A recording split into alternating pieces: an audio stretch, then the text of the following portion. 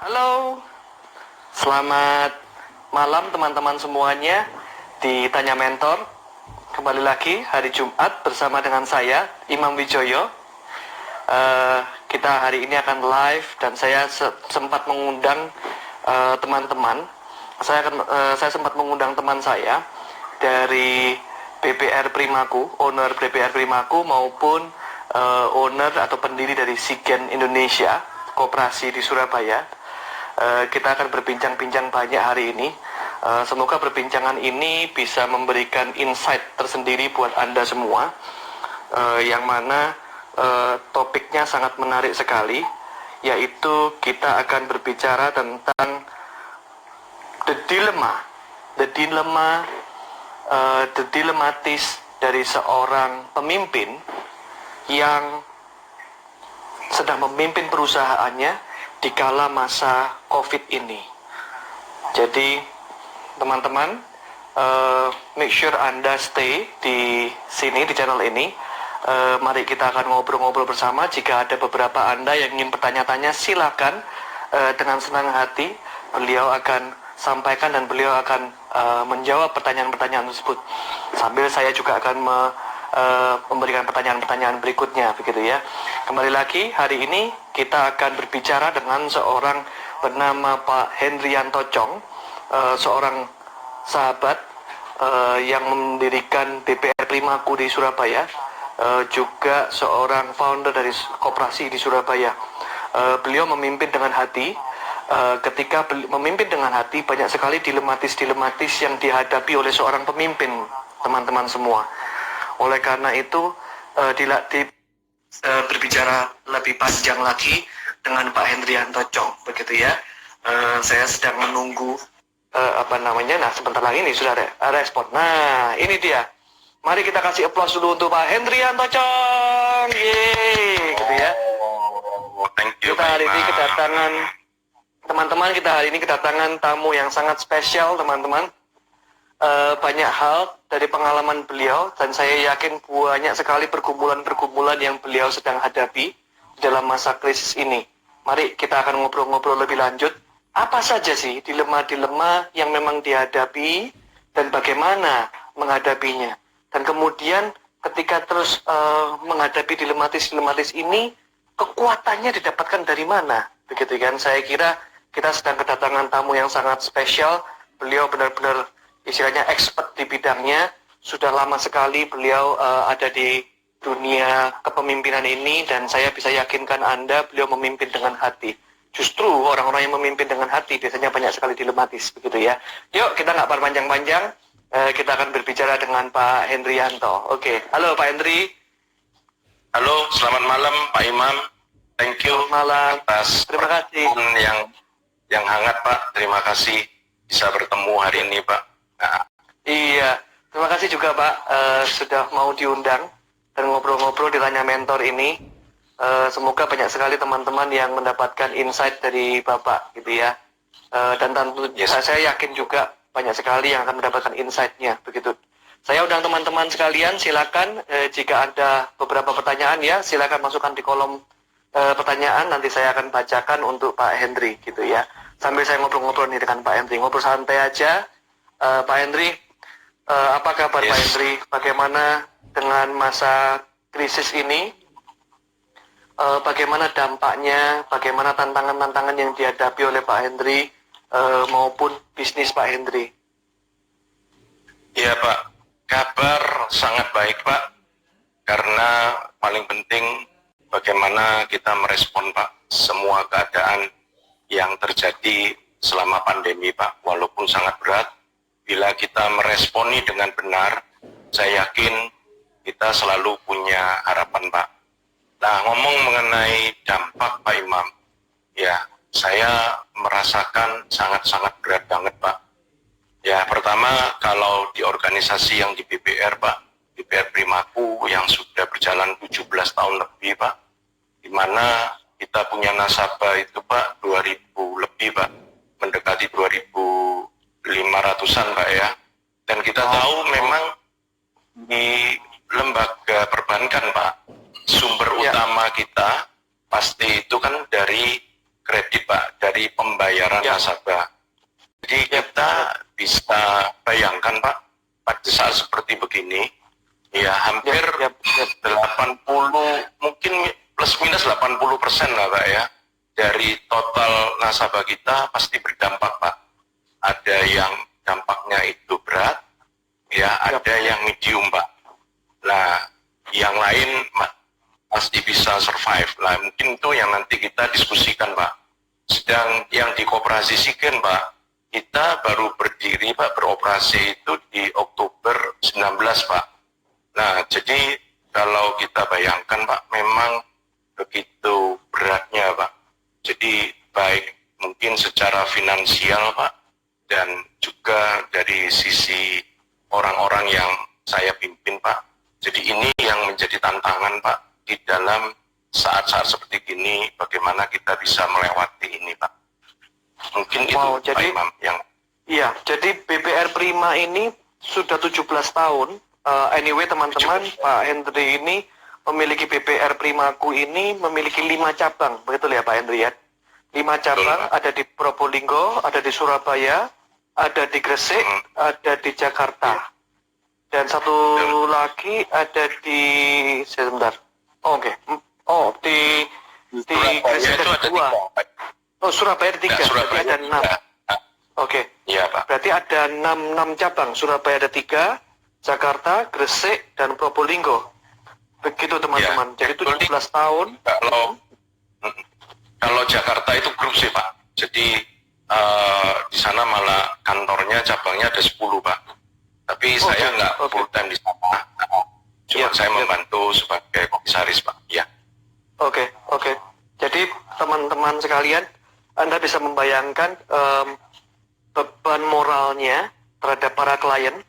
Kalau kita ngomong dari 2000 sekian, 80%-nya itu menghadapi dampak yang kuat, dan dampaknya itu negatif, baik itu berat sampai medium, gitu ya. Sisanya baru Ya, dampaknya ringan, ataupun masih bisa Ringan, Pak. terus mencicil. Masih Gitu ya. survive, ya. Bayangkan teman-teman, Pak Hendri satu orang ini bisa mewakili 2000 orang, gitu ya. Melihat dari sekian banyak kondisinya ini, saya kira mewakili dari random sampling saja sudah mewakili betapa dampak COVID ini begitu luar biasa. Pak Hendri, begitu 80% ini terdampak Pak Hendri, bagaimana kondisi dengan BPR Primakunya Pak Hendri?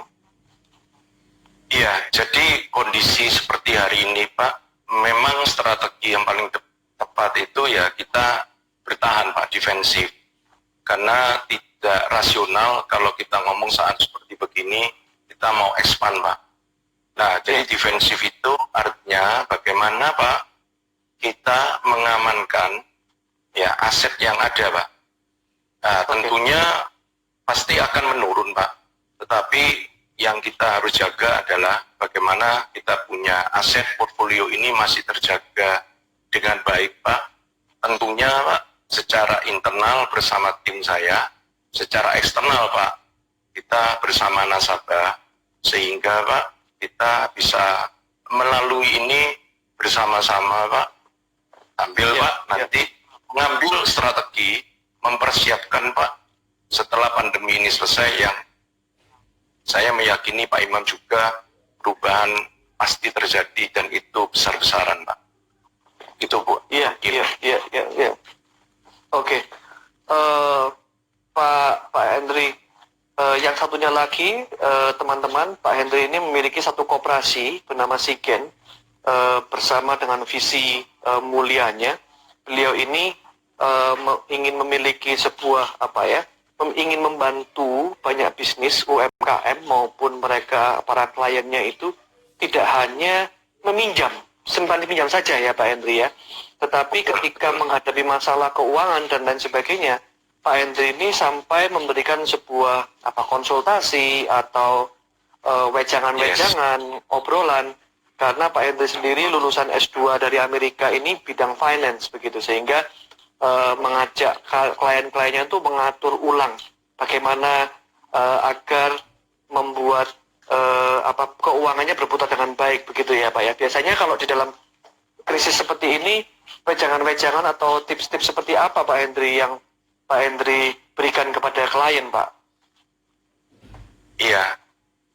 Pertama, Pak, saat seperti begini, kita ini harus mendudukkan kita punya posisi di tempatnya klien, Pak. Jadi mostly mereka benar-benar dalam keadaan yang sangat-sangat sulit, Pak. Jadi bagaimana komunikasi, Pak, dengan berempati, banyak mendengar, Pak, dan mencoba, Pak, memberikan solusi-solusi di antara menurut saya alternatif-alternatif yang memang sangat-sangat sulit, Pak. Nah, itu yang saya berusaha, Pak, memberikan masukan-masukan itu, dan bagaimana kita mencoba, Pak, ya, memberikan harapan Pak Hub.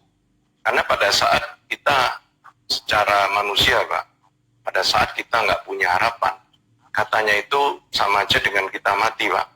Kita masih bisa tahan, kita nggak makan, Pak, tapi kalau harapan itu sudah hilang, Pak, menurut saya habislah kita, Pak. Jadi itu, Pak, yang memang mau berusaha, Pak, juga membantu siapapun di luar, Pak. Walaupun, Pak, belum tentu saya akan bisa menyelesaikan masalah mereka semuanya. Karena memang it's very kompleks, Pak, pada saat seperti hari ini. Pak Hendri, setahu saya ya, Pak, kan biasanya dari BPR maupun dari koperasi, ketika orang-orang itu melakukan pinjaman-pinjaman itu kan biasanya ada yang namanya underlying asset atau ada jaminan-jaminan, begitu kan ya. Orang-orang pada umumnya itu mikirnya kan, ya sudah, kamu nggak bisa bayar, ya sudah, saya ambil aja asetmu, gitu kan, atau saya ambil aja jaminan yang ada, begitu kan. Mereka merasa itu tenang, Pak, karena secara hukum itu kuat, begitu kan. Tetapi Pak Hendri, saya ngelihat tidak ke sana, Pak, justru, Pak. Bapak justru mau, saya sempat kontak dengan Pak Hendri itu, teman-teman. Pak Hendri sedang mau ketemu dengan kliennya di masa COVID seperti ini, teman-teman. Harus ketemu dengan kliennya. Nah, gitu itu apa, Pak, yang Bapak lakukan, Pak? Kenapa ada orang yang ngomong gini, kenapa sih kok repot-repot seperti itu, gitu? Toh, posisinya di BPR ini kan sudah tenang, begitu, Pak? Betul, Pak. Jadi kalau secara legal aspek, Pak, selama kita punya perjanjian itu benar dan baik, Pak, sebetulnya memang posisi bank itu sangat-sangat kuat, Pak. Nah, tetapi balik, Pak, ya, di dalam kita membangun organisasi, saya sangat ingat, Pak, kenapa kita ada, Pak, gitu. Jadi, what is our why, gitu, Pak, ya. Nah, kan kita ingin ini, Pak, untuk menjadi partner, Pak, dengan kita punya nasabah. Nah, namanya partner, Pak, selalu harapan kita itu win-win, Pak. Ya, walaupun, Pak, ada yang memang solusinya itu menjual aset, Pak, at the end. Tetapi itu kita lakukan, Pak, opsinya itu opsi terakhir. Nah, jadi harapan saya, Pak, step-stepnya itu, Pak, ya yang perlu kita lakukan dengan baik dan benar, terutama pada saat kita duduk bareng, Pak, berkomunikasi dua arah. Karena saya percaya, Pak, prinsip nggak ada suatu masalah yang tidak mempunyai jawaban, Pak. Tetapi memang tidak semua jawaban akan membuat kita ini merasa baik, Pak. Karena pada saat seperti gini, Pak, banyak keputusan itu seperti kita kalau sakit, Pak, harus minum obat yang pas, Pak. Kadang-kadang tidak mengenakan, Pak. Ya, supaya kita ini tidak sampai penyakitnya itu, Pak, berlama-lama, Pak. Nah, itu, Pak, kunci paling penting, sehingga kita ini pada saat berkomunikasi dengan baik, harapannya solusi itu yang kita coba, Pak, temukan bersama, gitu, Pak Imam. Dengan pendekatan-pendekatan itu, klien-klien Bapak menjadi lebih punya harapan, menjadi lebih punya jalan alternatif ya, Pak, ya? Saya meyakini iya, Pak. Memang tidak mudah, Pak Imam, ya, tidak mudah seperti saya bilang.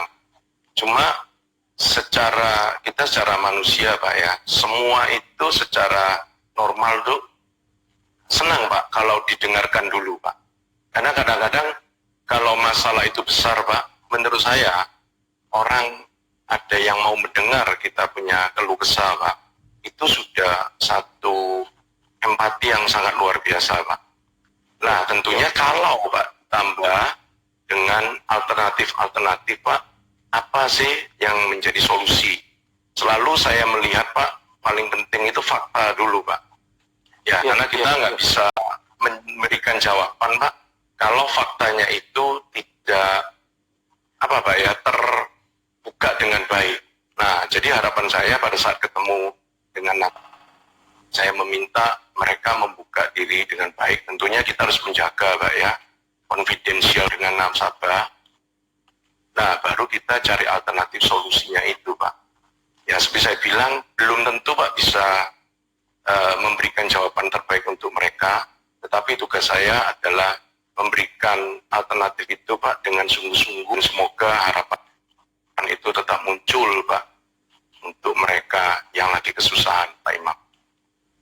Iya. Pak Henry, pasti ada tension, ada ketegangan gitu antara internal di dalam perusahaan, baik itu karyawan, aturan pemerintah. Barusan kita juga harus melewati perpajakan. Kalau di BPR mungkin urusannya dengan OJK, ditambah lagi dengan klien, ditambah lagi dengan investor, atau yang mempercayakan keuangannya di tempat Pak Henry begitu. Bagaimana Pak mengelola tension ini, Pak? Nggak stres itu, saya bayangin aja sudah stres ini. Ada teman-teman bayangkan yang ada di tangan Pak Henry itu ada investor, ada klien, pada saat yang sama juga ada karyawan yang butuh disejahterakan, barusan juga harus menyelesaikan pajak dan lain sebagainya, Pak, begitu. Gimana, Pak? Iya, jadi Pak, memang kita tidak mungkin menyenangkan semua orang, ya Pak ya. Cuma yang paling penting saya berusaha mengakomodir, Pak, ya semua kepentingan stakeholder. Nah, yang tadi pertanyaan Pak Imam pertama adalah internal, Pak. Jadi dasarnya, Pak, saya selalu percaya bila kita mempunyai value, Pak, yang kuat di internal kita, yang selalu kita jalankan day to day, Pak, sehingga membentuk satu kultur, Pak, yang baik. Itu kekuatan, Pak. Contoh yang saya selalu tekankan kepada tim saya adalah kebersamaan, Pak. Baik di BPR Prima maupun di operasi, Pak. Nah, artinya kebersamaan itu, Pak, bagaimana kita menjalani saat senang dan saat susah bersama. Bagaimana kita memanage, Pak, perbedaan-perbedaan yang ada. Karena memang kebersamaan itu adalah perbedaan yang kita, Pak, memang harus ada di sana. Nah, itulah keindahan, Pak, bagaimana kita memanage.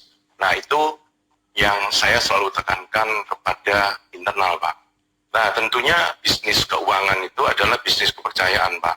Jadi bagaimana kita juga menjaga, Pak, nama kita dengan baik, sehingga investor maupun orang yang menyimpan uangnya di kita tetap tenang, Pak. Nah, itu benar-benar based on trust, Pak. Nah, itulah kita punya track record, Pak, sangat-sangat diperlukan, Pak, sehingga mereka pun bisa tenang, Pak, menaruh uangnya di kita, dan kita memberikan informasi yang benar kepada mereka, Pak. Nah, tentunya yang paling berat saat ini yang tadi mungkin kita sudah sharing, Pak, adalah nasabah.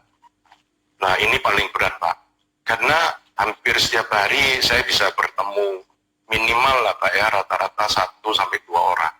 Kadang-kadang bisa lebih, Pak. Nah, kita mendengarkan aja, Pak Imam, dengan sungguh-sungguh, karena kita ingin memberikan solusi, Pak. Itu luar biasa menghabiskan energi kita, Pak. Kalau kita mendengarkan orang punya keluh kesah, Pak, asal dengar, kita mau ketemu berapa orang pun menurut saya nggak akan makan energi, Pak. Tapi kita melakukan ini dengan sungguh-sungguh, Pak, sambil kita berpikir mencari solusi. Nah, itulah, Pak, yang menurut saya yang perlu ditekankan, Pak, sehingga kita bukan dalam posisi kita selalu harus menang, Pak. Ya, kita sendiri yang bisa survive, sedang kita tidak memperdulikan tanda kutip nasib mereka. Walaupun seperti saya bilang, Pak, this is not easy, Pak, it's very hard, tapi keputusan apapun harus diambil, Pak. Itu mungkin, Pak Imam. Ya. Jadi kesolidan perusahaan atau kestabilitasan investor terhadap perusahaan yang ada itu tidak bisa hanya dipupuk mulai sekarang gitu ya Pak Henry ya. Tetapi Pak Henry sudah memupuk ini bahkan sudah bertahun-tahun sebelumnya dengan timnya. Begitu juga dengan klien-kliennya begitu maupun dengan investor-investornya. Sehingga mereka di dalam masa seperti ini mereka tetap tenang dan stabil begitu ya Pak ya. Iya. Walaupun kalau ngomong 100% stabil Pak, ya enggak lah Pak ya. Tetapi buat saya yang penting Pak, majority tetap punya trust Pak. Terus kita melakukan the right things Pak, menurut saya dengan asas yang benar Pak. Sehingga kita menjaga integritas kita Pak. Itu kunci paling utama Pak. Karena buat saya Pak, bisnis di keuangan benar-benar adalah bisnis trust Pak. Gitu. Menarik sekali Pak. Beberapa saat yang lalu saya sempat online seminar. Juga ada salah satu peserta itu dari dunia perbankan juga maupun juga dari rumah sakit. Mereka tuh bilang begini Pak Henry. Aduh Pak Imam, tantangan saya hari ini itu ketemu sama orang-orang dan berbagai macam orang-orang, begitu kan. Bapak tadi ngomong integritas, itu ada banyak sekali teman-teman nakalnya itu muncul semua Pak. Baik itu nakal maupun baiknya, gitu kan. Karakter-karakter yang nggak tahu karakter yang dimiliki yang muncul saat itu apa, begitu kan. Karakter yang muncul saat itu ada yang nakal, ada yang nggak berintegritas, ada pun yang bisa dipercaya dan lain sebagainya. Pak Henry bagaimana menjaga dengan tension yang begitu banyak? Bagaimana menjaga integritas ini, Pak? Di dalam masa krisis ini, Pak. Iya, jadi saya selalu memberikan masukan Pak kepada tim dan itu menjadi salah satu value Pak di tempat kami.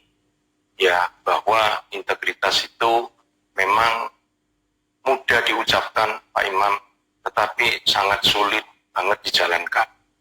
Ya, jadi ini adalah satu proses jangka panjang, Pak.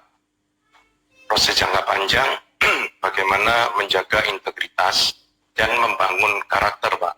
Jadi di dalam masa saat seperti ini, Pak ya, memang membangun karakter. Menurut saya itu suatu benefit yang harus kita ambil, Pak. Karena pada waktu begitu sulit, Pak ya, nanti masa pandemi ini selesai, kita menjadi orang yang sama, Pak, dibanding sebelum masa ini, di mana kita sudah suffer, Pak ya, begitu banyak tantangan, ya kita sama aja, Pak, akhirnya. Nah, itu yang menurut saya walaupun nggak mudah, Pak, ya kalau kita ingin menjadi seseorang yang memang jauh lebih baik dari hari ini, makanya kita benar-benar harus melalui proses itu, Pak, dengan baik dan benar. Dan itu memang harus disupport, Pak, oleh inner circle kita, Pak. Ya, kita pun harus terbuka sehingga kita bisa saling memberikan masukan dan kritikan ke depan, Pak. Mungkin itu, Pak. Dan nggak lupa, Pak, ya bantuan Tuhan, Pak, yang paling utama, Pak. Karena tanpa bantuan beliau, Pak, ya saya mengatakan hampir impossible, Pak. Kita bisa kuat, Pak, di dalam menghadapi badai yang menurut saya sangat-sangat berat kali ini, Pak. Wow, inner circle, integrity itu tidak bisa muncul begitu saja, begitu ya Pak ya?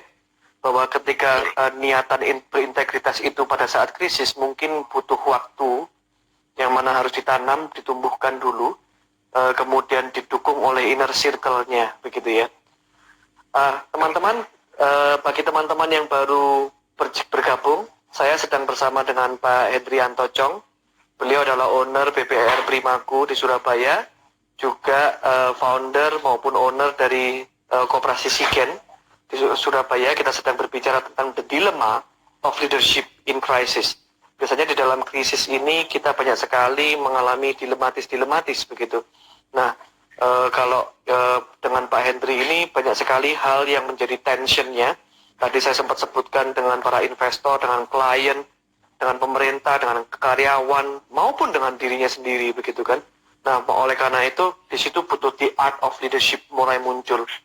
Oleh karena itu, semoga sesi-sesi bincang kali ini bisa menginspirasi Anda semua bagaimana mengelola pentingnya mengelola diri dan mengelola tension yang ada sehingga semuanya bisa berjalan dengan baik, begitu. Dan semuanya itu dilandaskan kepada satu hal yang Pak Henry sempat sampaikan, yaitu integrity, gitu kan. Integrity ini tidak bisa muncul begitu saja, tetapi ini terus dilatih dan tentunya diperlukan teman-teman orang-orang di inner circle yang ikut mendukung sehingga kita menjadi merasa dikuatkan, begitu ya Pak ya. Pak Henry, Yes.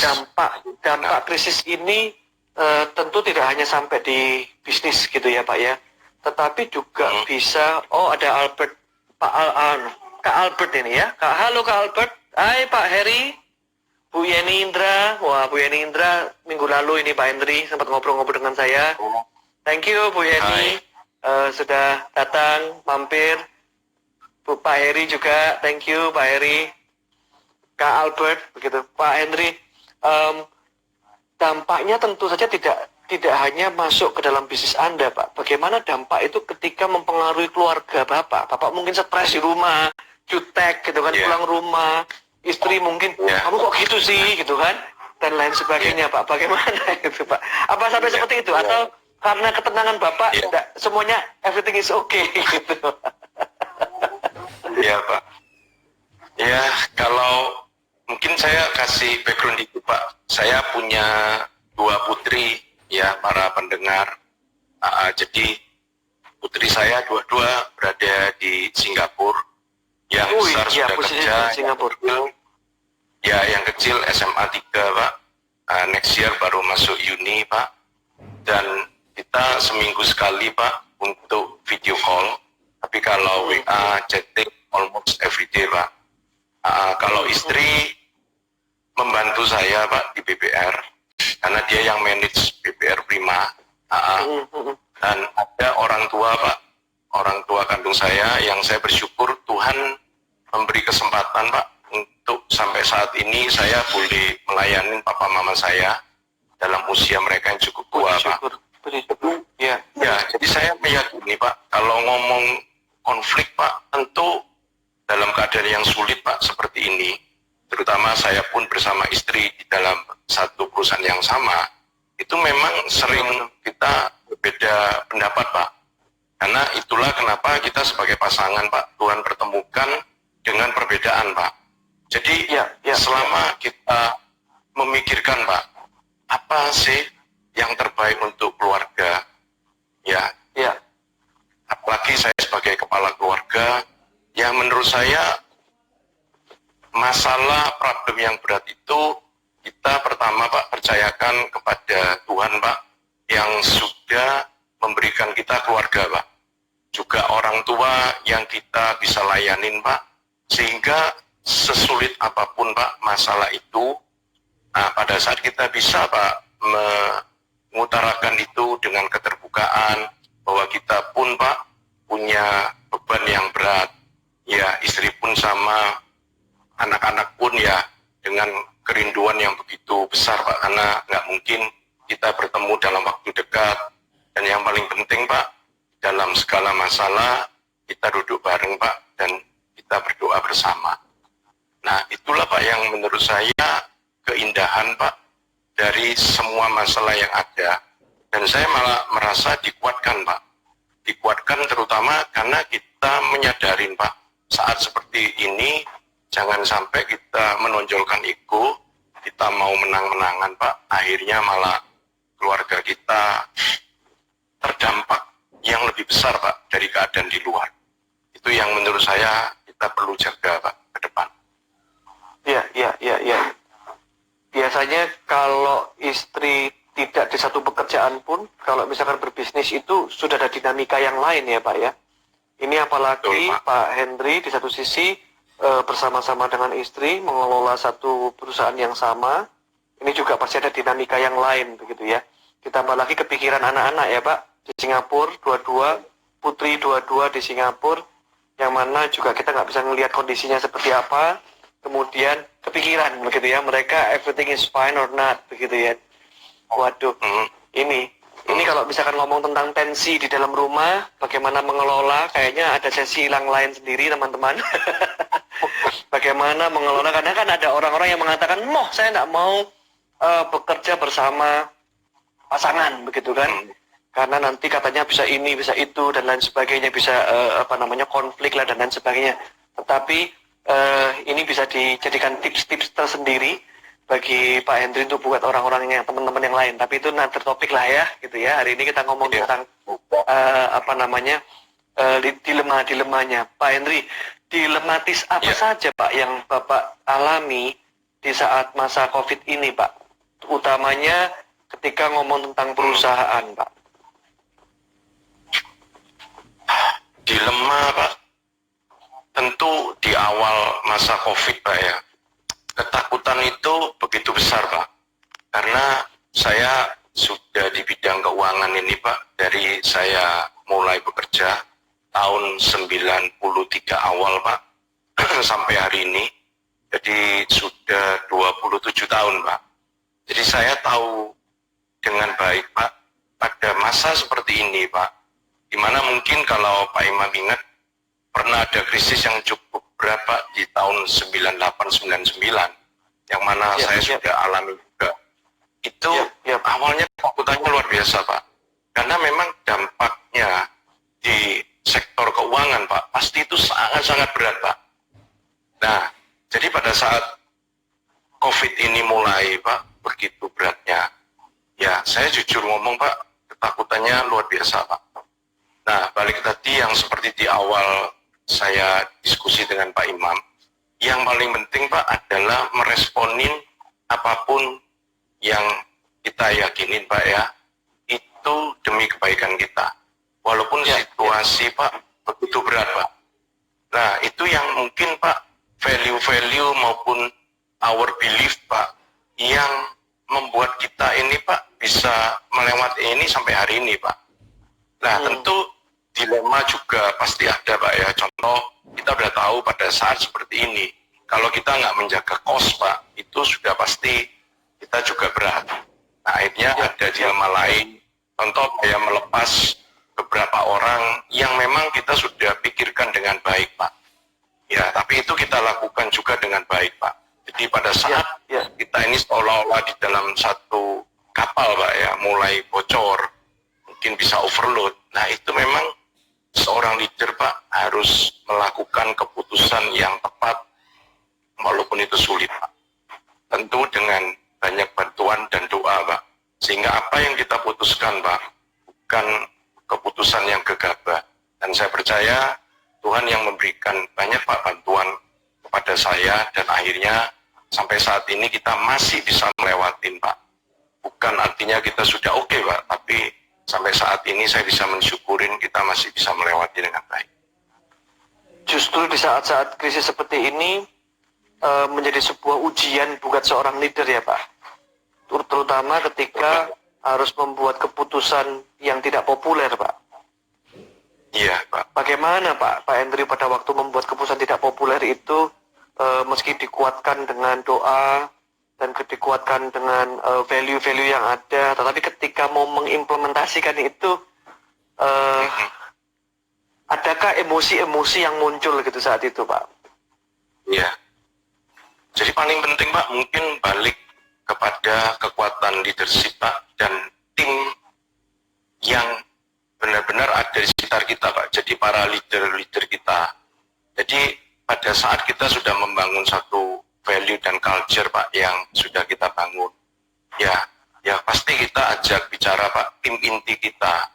Jadi selalu kita berdiskusi Pak, apa yang terbaik, ya apa yang menjadi fakta Pak, dan apa yang harus kita putuskan. Nah, keterbukaan ya Pak ya? Keterbukaan Pak. Jadi kekuatan pada saat kita meminta bantuan Tuhan yang selalu siap untuk kita Pak, plus kita diberikan, kita punya tim inti Pak yang punya trust, saling trust yang cukup tinggi Pak.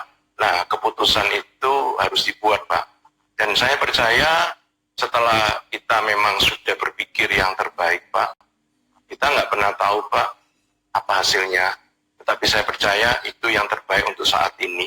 Dan itu adalah resiko, Pak, yang harus kita ambil sebagai seorang leader. Resiko, termasuk ada resikonya ya Pak ya, ketika kita memutuskan hal yang tidak populer itu. Apakah ada beberapa teman mungkin yang bergejolak atau nggak setuju atau bagaimana Pak? Karena kan keputusannya memang tidak populer Pak. Selalu ada sih, Pak ya, selalu ada. Cuma saya bersyukur, Pak, ya mungkin trust itu, Pak, yang sudah cukup kuat, Pak, baik di BPR Primaku maupun di Sigen, Pak, sehingga sampai saat ini, Pak, gejolak yang terlalu besar, saya mensyukurin belum ada, Pak, belum ada. Dan harapan saya, Pak, semakin kita melihat ke depan, Pak ya, jadi proses yang panjang karena dasar dari value, Pak, itu yang menurut saya, Pak, yang perlu kita terus jaga, Pak, untuk kita punya organisasi ke depan, Pak. Ya. Proses itu menjadi utama ya Pak ya, di dalam membangun trust maupun value tadi. Pak Henry, tentunya ada dampak-dampak sendiri juga, baik itu dampak psikis maupun psikologi, dampak psikis maupun fisik atau apapun itu, mental, spiritual terhadap diri seorang pemimpin, diri Pak Henry gitu. Apa Pak dampak terpenting yang dampak terpenting yang terjadi bagi kehidupan pribadi Bapak sebagai pemimpin, Pak? Saya punya prinsip, Pak, di dalam segala kesulitan, Pak, di sanalah ada satu opportunity, Pak. Jadi yang tadi saya bilang, Pak, bahwa kita harus ambil benefit, tetapi bukan benefit yang merugikan orang lain, Pak. Jadi yaitu perubahan, Pak. Perubahan itu sudah pasti terjadi, Pak. Kita mungkin sudah sering masalah VUCA, Pak ya, kita ngomong. Dan memang keadaan hari ini benar-benar VUCA itu terjadi, Pak. Nah, kalau kita tidak bisa menyikapi dengan baik, tidak bisa mengambil benefit dengan baik di dalam membangun karakter kita, itulah kerugian, Pak, menurut saya paling besar yang harus kita terima sebagai seorang leader, Pak. Bila kita punya mimpi yang besar, Pak, yang kita nggak hidup sampai saat ini aja, Pak. Nah, itu yang mungkin, Pak, ya perlu benar-benar kita jalankan, Pak. Gitu. Oke. Pak Henry, kalau ada banyak orang saat-saat krisis ini atau saat-saat karantina di rumah, itu nambah banyak skill, Pak. Ada yang bisa masak, begitu kan? Ada yang bisa potong rambut tiba-tiba, ada yang bisa nambah apapun gitu kan Pak. Tetapi dengan kondisinya Pak Henry seperti ini, di mana hampir setiap hari harus ketemu, mungkin hampir setiap hari harus ketemu 1 atau 2 klien, yang mana mendengarkan mereka, belum lagi mendengarkan mereka dengan segala macam bebannya, belum bebannya Bapak sendiri, adakah karakter-karakter baru yang dimunculkan atau sifat-sifat atau sikap-sikap baru atau kebiasaan baru yang muncul dari kondisi yang ada ini, Pak, dari seorang Pak Henry? Ya, saya percaya, Pak, hidup kita ini harus dilengkapi, Pak. Pertama, di mindset kita, Pak, di pikiran kita. Yang kedua, secara fisik, Pak, kita harus benar-benar jaga, Pak. Karena kita sudah sering dengar, Pak, ya, pada saat seperti ini, kalau kita secara fisik kita nggak jaga, Pak, terus secara kita punya mindset juga nggak jaga, kita punya imun kan turun itu, Pak Imam. Plus rohani, Pak. Jadi saya berusaha, Pak, bangun satu habit yang baru, Pak. Dan kita tahu habit baru itu bisa tercipta, Pak, bila kita, Pak, membangun itu dengan sungguh-sungguh. Sehingga habit-habit kita yang tanda kutip tidak bagus, Pak, bisa ter-replace, Pak. Jadi bukan kita mati-matian kita fokus kepada habit yang buruk, karena akan sangat sulit, Pak. Jadi instead of kita ke arah habit buruk, Pak, kita bangun habit-habit baru, Pak. Nah, contoh, Pak, ya, kita membiasakan diri bangun pagi. Setelah itu kita mendisiplinkan diri. Kita punya saat doa, Pak, bersyukur. Nah, setelah itu saya berusaha Pak untuk exercise dengan jalan pagi Pak, karena usia udah cukup Pak, jadi saya nggak melakukan exercise yang terlalu berat, minimal seminggu 4 sampai 5 kali Pak. Nah, setelah itu mulai membaca Pak, ya baik buku bacaan maupun saat-saat untuk membaca renungan Pak, ya di mana membantu kita punya rohani Pak, seperti tadi saya bilang Pak Imam.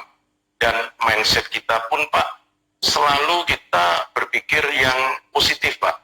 Bukan berarti kita mengignore satu kenyataan Pak. Tetapi bila kita mempunyai mindset yang baik, dan kita tahu bahwa kita bisa berubah, nah itulah Pak, keindahan yang saya bilang Pak, yang kita bisa dapatkan dari masa-masa yang sulit ini Pak. Dan harapannya setelah masa pandemi ini Tuhan izinkan untuk lewat Pak, harapannya kita bisa menjadi leader yang lebih baik Pak, untuk berkarya, membantu orang di luar sana, dan membangun organisasi kita ke depan Pak. Wow, teman-teman sekalian, kalau Anda kepingin tahu, Pak Hendri ini setahu saya bangun itu jam 5, atau bahkan sebelum jam 5 ya Pak ya? Betul Pak, 4:30 lah Pak rata-rata. 4:30, rata-rata Iya. 4:30 sudah bangun teman-teman Pak Hendri ini. Dan ada di sebuah buku Robin Sharma, The 5 AM Club gitu ya. Sepertinya Pak Hendri ini ikut The 5 AM Club every day, dan Yes. dan setelah melakukan perenungan-perenungan atau sebelumnya saya nggak tahu begitu, tetapi yang saya pasti tahu adalah saya selalu menerima WA beliau dengan quote-quote yang menguatkan setiap hari. Jadi anak-anak muda hari ini banyak sekali yang kalau bangun siang sekali gitu ya. Ini Pak Hendri bangunnya jam 4:30 pagi dan jalan pagi untuk supaya fisik ini jalan. Dan yang terpenting adalah jalan-jalan bersama istri ya Pak ya. Itu yang membuat semakin sehat ya Pak ya. Olahraganya. Nah jadi mindset, kemudian secara fisik, karena kalau fisiknya nggak sehat, imunnya turun, membuat keputusan juga tidak bisa fit ya Pak ya. Kemudian ditambahin dengan rohani, hal-hal yang rohani. Tadi Pak Hendri sempat menyampaikan teman-teman tentang renungan yang rutin setiap hari, bahkan berdoa disertai dengan ucapan syukur, kemudian berjalan pagi, dan lain sebagainya. Kalau yang sama istri itu saya yang nambahin gitu ya. Nah, kemudian itu membantu sekali ya Pak ya. Bagaimana itu habit-habit seperti itu membantu Pak Hendri di dalam masa krisis seperti ini Pak? Mungkin yang saya yakin Pak, pada saat kita punya hati Pak ya, untuk terus berkarya untuk orang lain, dan kita tahu bahwa kita bisa seperti hari ini karena dengan seizin Tuhan Pak, sehingga karakter yang saya selalu pegang sampai hari ini adalah yang pertama, kerendah hatian Pak. Karena apa yang kita milikin Pak bukan dari kita, semuanya titipan Tuhan Pak. Jadi pada saat itu ada di dalam diri kita Pak, saya merasa ya akhirnya kita ini cuma menyediakan Pak bagian kita, yaitu kemauan, kerajinan Pak, terus keterbukaan untuk dikritik baik oleh teman-teman Pak ya, ataupun orang-orang yang mungkin nggak senang sama kita. Bagaimana kita menjaga kita punya emosi Pak, sehingga semua kritikan baik yang membangun maupun mungkin Pak ya nggak tujuannya ke sana, ya harapan saya Pak kita bisa terima dengan baik Pak, karena tujuannya at the end Pak, habit-habit yang tadi Pak Imam katakan itu bisa terbentuk Pak kalau kita disiplin, kita lakukan everyday Pak, sehingga otomatis itu sudah tercipta, dan harapannya Pak perubahan itu akan permanen Pak setelah masa pandemi ini Pak. Jadi pikirnya itu selalu masa depan Pak, memikirkan orang lain Pak, ya baik itu keluarga, tim kita, sahabat-sahabat kita Pak di luar. Itulah yang mungkin menguatkan kita Pak, sehingga mungkin nggak ada ketakutan maupun kita memikirkan diri sendiri berlebihan Pak. Itu jadi hidup kita simplify aja Pak, inilah diri saya Pak yang saya mau terus bertumbuh, karena sama persis Pak, banyak di alam ini yang Tuhan tunjukkan Pak. baik melalui tanaman, baik melalui binatang. Intinya adalah kita wajib bertumbuh, Pak, setiap hari. Wajib bertumbuh setiap hari. Wow. Yes. Pak, berarti apakah ada kebiasaan-kebiasaan baru, Pak, yang muncul saat COVID ini? Saat krisis mungkin karena ada sesuatu yang sebelumnya tidak pernah dipikirkan, hari ini menjadi sebuah kebiasaan baru, begitu, Pak? Iya, mungkin Pak, yang tadi saya bilang Pak ya, dulu bangunnya mungkin jam 5, 5.15 Pak. Sekarang saya bangun antara jam 4 sampai 4.30 Pak. Jadi selama lebih pagi ya, Pak ya? Ya, selama saya tidurnya ini Pak, memang perlu waktu 6 jam Pak. Jadi saya mengusahakan Pak tidurnya kalau nggak ada kerjaan yang berat, jam 10 Pak. Kebiasaan saya kedua Pak, membaca. Tetap saya harus pertahankan Pak. Karena membaca itu Pak, buku-buku yang berkualitas Pak ya, itu benar-benar membawa dampak yang sangat-sangat besar Pak di dalam kehidupan saya. Dan itu yang saya percaya Pak, terus akan saya lakukan. Dan semoga satu saat pun saya bisa menulis Pak ya. Tapi ini masih mimpi Pak. Dan habit berkumpul Pak ya dengan teman-teman ya seperti Pak Imam sebagai sahabat saya dan teman-teman lain untuk kita berbagi ilmu Pak. Itu saling melengkapi Pak. Jadi memang komunitas yang baik Pak dengan orang-orang yang kita temuin, jadi berpikir selalu positif, kita saling membagi ilmu Pak. Karena jangan pelit gitu Pak ya, karena seperti tadi saya bilang, semuanya yang ada di kita adalah titipan Pak. Sehingga buat saya prinsip, saya nggak akan pernah berpikir apakah saya kalau berbagi contoh dengan Pak Imam, itu saya mendapatkan benefit apa, itu saya nggak boleh pikirkan Pak. Ya apapun yang terjadi Pak. Tetapi memang kita harus mencari Pak, sahabat-sahabat yang baik, ya Pak ya, yang tujuannya memang untuk sesuatu karya yang lebih baik Pak, untuk kita bagikan kepada orang lain, terutama generasi muda Pak. Itu yang paling penting Pak. Wow, oke. Jadi terus istilahnya kalau kita ngomong mindset outward thinking ya, outward thinking. Berpikirnya itu keluar, bukan hanya berpikirnya itu hanya masuk ke dalam. Setiap hari tetap melakukan perenungan dengan inward thinking, tetapi juga di dalam tindakannya outward thinking, memikirkan tentang orang lain, berbagi, bersahabat dengan orang-orang yang bisa saling mendukung dan lain sebagainya gitu. Nah teman-teman, sekali lagi Anda sedang ngobrol dengan Pak Hendrianto, seorang owner dari BBR Primaku di Surabaya, dengan memiliki 6 cabang, 3 di Surabaya, ada di Gresik, Probolinggo, dan Surabaya, dan ada di Jakarta juga. Beliau ini memiliki sekitar 2.000 lebih nasabah atau klien yang dihandle olehnya, dan Anda bisa membayangkan di dalam situasi seperti ini stresnya sampai sedemikian begitu ya. Ini yang kita sedang bicarakan, dilema-dilema apa dan bagaimana mengatasinya begitu, dari seorang yang sudah expert di bidangnya, sudah 17 tahun teman-teman di bidangnya begitu ya. Jika ada beberapa yang ingin ditanyakan, silakan Anda tinggal ketik aja di kolom komen sambil saya memandu, dan Pak Hendri tetap sharing-sharing begitu ya. Asik sekali nih Pak Hendri. Apa Pak, adakah keputusan terberat yang harus dilalui di saat krisis ini Pak?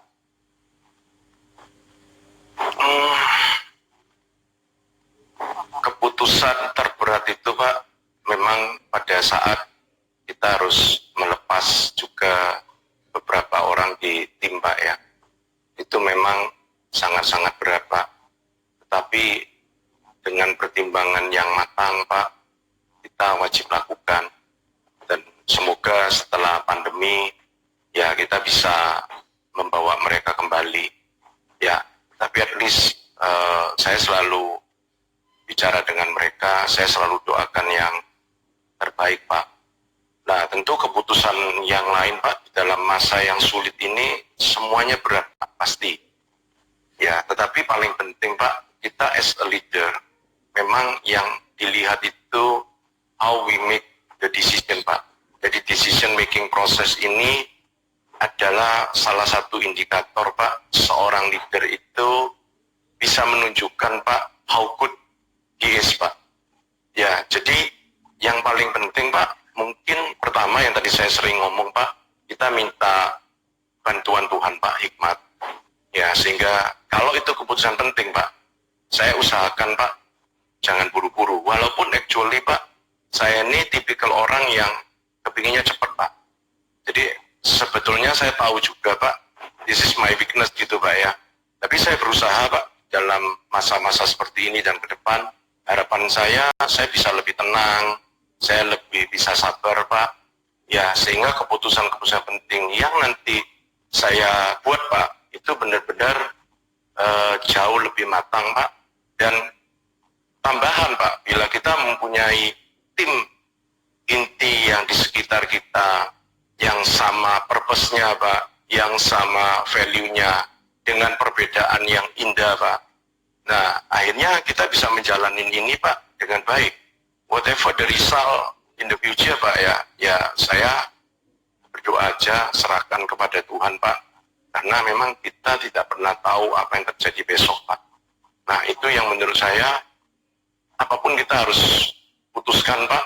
Nanti kalau hasilnya kurang bagus, ya kita review Pak. Karena itu yang menjadi pelajaran yang mahal Pak, untuk kita terus belajar Pak. Bahwa nggak semua kita ini benar. Ya, artinya kita tahu Pak, kita hanya manusia biasa. Jadi kegagalan Pak, kesalahan harus kita terima. Yang penting prosesnya itu kita sudah jalankan Pak Imam. Nah, itu yang saya belajar Pak, dan itu yang sangat berat Pak. Iya. Ini menyapa teman-teman yang ada di Makassar Pak. Ada di Makassar Pak, ada halo Bro Daniel Lesmana, beliau dari Makassar, juga ada yang dari Aceh begitu. Hai. Semoga ada banyak teman-teman yang dari seluruh Indonesia ini ya. Thank God to technology ini ya. Luar biasa Yes. ini. Pak Hendri, mungkin adakah kira-kira pesan atau sharing-sharing yang ingin disampaikan Pak di masa ini? Mungkin ada banyak sekali teman-teman yang juga pengusaha yang mengalami hal yang sama. Siapa tahu wejangan-wejangan dari Bapak ini bisa membantu menguatkan mereka. Paling tidak mereka punya insight-insight baru begitu. Iya Pak.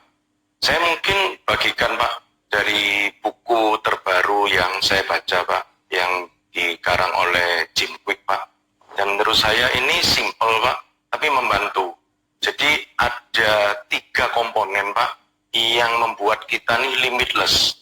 Jadi actually limitless. Tuhan itu limitless Pak. Tuhan itu memberikan kita itu banyak hal Pak. Ya, supaya gampang Pak. Yang pertama dari atas Pak, mindset. Ya, mindset kita ini harus memang baik dan benar Pak. Karena itu menyangkut Pak kapasitas. Ya, apa sih yang kita bisa lakukan Pak? Bukan berarti kita pasti semua serba bisa. Nah, tentu itu harus diterjemahkan nanti lebih dalam lah Pak ya. Makanya kan ada proses Pak di kita sendiri dengan tim kita. Yang kedua Pak, motivasi Pak. Itu menunjukkan kepada why kita Pak. Jadi yang paling penting di dalam diri kita, bila kita tahu kita punya why itu kenapa kita ada Pak. Dan itu why-nya itu begitu strong Pak di dalam diri kita. Ya, itu yang membawa motivasi yang sangat-sangat kuat Pak. Dan itu yang saya yakinin Pak. Beliau yang di atas pasti akan membantu kita Pak. Bila kita our why itu jelas dan benar Pak. Dan yang ketiga, metode Pak. Jadi kita ngerti Pak how to-nya untuk menjalankan. Nah, jadi 3M ini Pak menurut saya membantu Pak. Di samping tentu Pak banyak hal yang bisa memperlengkapi Pak ya. Contoh masalah karakter tadi Pak, rendah hati, kita nggak pernah give up Pak ya. Terus kita juga kompetensi harus Pak terus Pak ditambah. Karena kalau enggak Pak perubahan zaman terlalu cepat.